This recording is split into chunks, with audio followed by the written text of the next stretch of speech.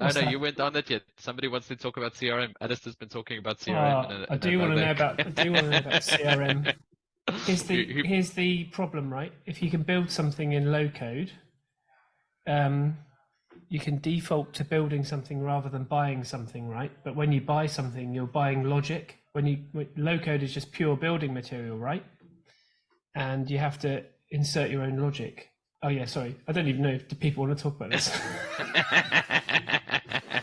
Go, go, Okay, go. I'll tell you. Right, one of my colleagues wants to pull the trigger on Hubspot CRM for us, and the volume of inbound inquiries we've had has been progressively growing, and the ball is being dropped.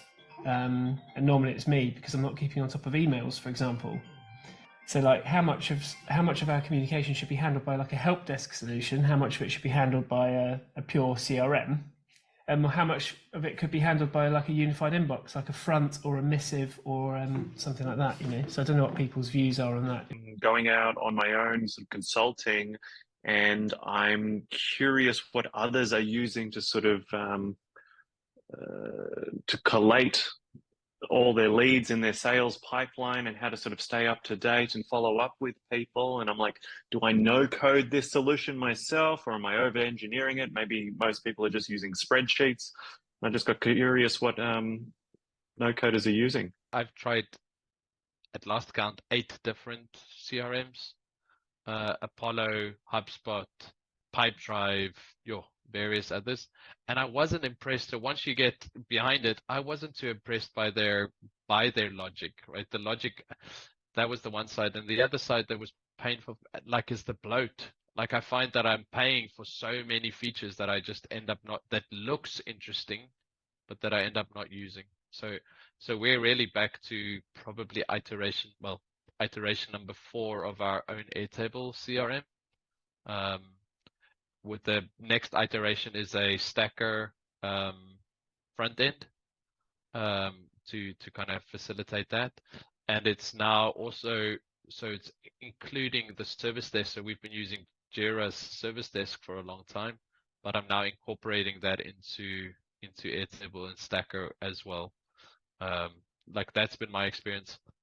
For clients that sign up for HubSpot, I strongly suggest that they use a HubSpot consultant to help them set that up. It's worth the £10,000 that they end up paying to have that set up properly.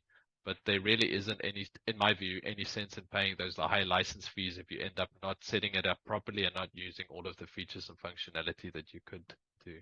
In my view, situations where HubSpot is the right tool, and in my view, it is the best CRM for small and medium-sized businesses.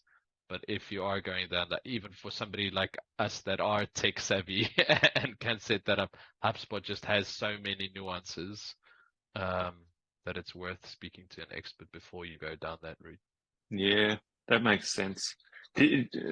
So when you started out, like when you were just like a few people, you jumped into like your HubSpots, and then you sort of found out eventually Airtable is sort of the one size fits all. I used Apollo, which was actually very capable, but it was slightly restrictive and it fit, but it didn't fit kind of thing. So I ended up building integrations with Airtable from Apollo to augment it, and then that didn't work. So I ended up just keeping the structure that I built, replicating Apollo's database structure, basically using their API to kind of extract that, keeping that structure, that table structure, but running it purely off of Airtable. Apollo was really cost effective, and it was the benefit of Apollo for me was that it was from sales right through to support with so when you talk about logic, they had a very strong project management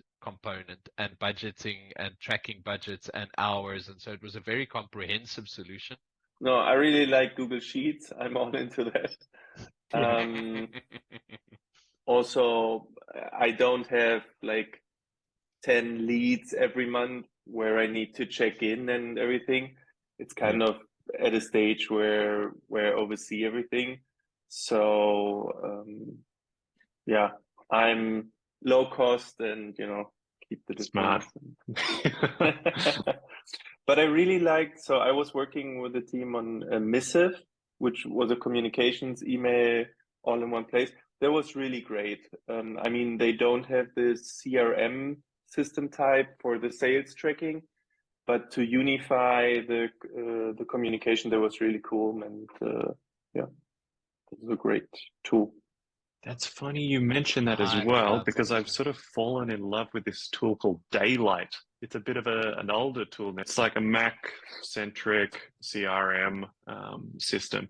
The only thing is it's pretty expensive, at least for, you know, someone starting out. We use Missive, and it's really, in my view, coming into its own now that we're growing a bit of a team. The unification of all of the channels. So the fact that our web chat comes in from there, our Facebook messages come in from there, so that unification is really, really handy. And then something I've been meaning to two other things. It has this ability to build widgets on the side that integrates with external services. So that's on my big CRM build plan roadmap, is to build a little widget that integrates with our Airtable one. And then they're really investing a lot in AI and AI's capability. So their AI widget is, in my view, was ahead. I haven't seen Bard's one, but was ahead of any of the others, where with a click of a button I could respond to emails, and I was using it at one point quite extensively. Lots of cool tools.